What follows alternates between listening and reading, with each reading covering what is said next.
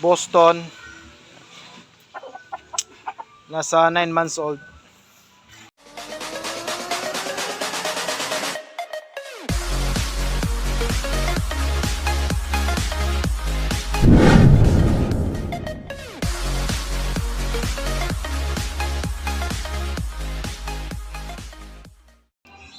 Welcome back mga kakakdan. Ngayong araw po ito, usapan po natin ang dahilan kung bakit di na tayo nakapag-upload ng mga video, kasi yun nga, yung manukan natin is nadaanan po ng sakit, yung laway-laway, kaya medyo naubos po yung manok natin, kaya di na tayo nakapag-upload ng mga video.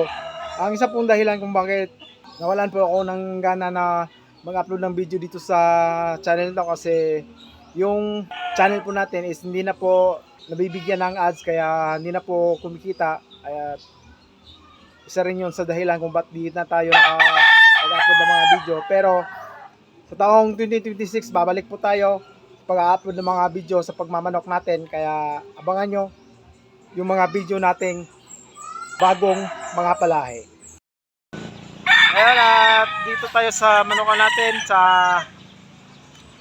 mga nakarang video natin pinapakita natin na may mga maraming manok, pero ngayon sa nakikita nyo maraming bakante. Ayan, kukunti na lang yung mga natira nating mga manok natin dito. Uumpisa tayo sa simula. Gagawa tayo ng panibagong mga palahing manok, kaya maghahanap tayo ng mga magandang bloodline at saka magsisimula tayo para magparami na naman tayo ng mga alagang manok natin. Ang mga manok natin, kahit na nabakunahan na,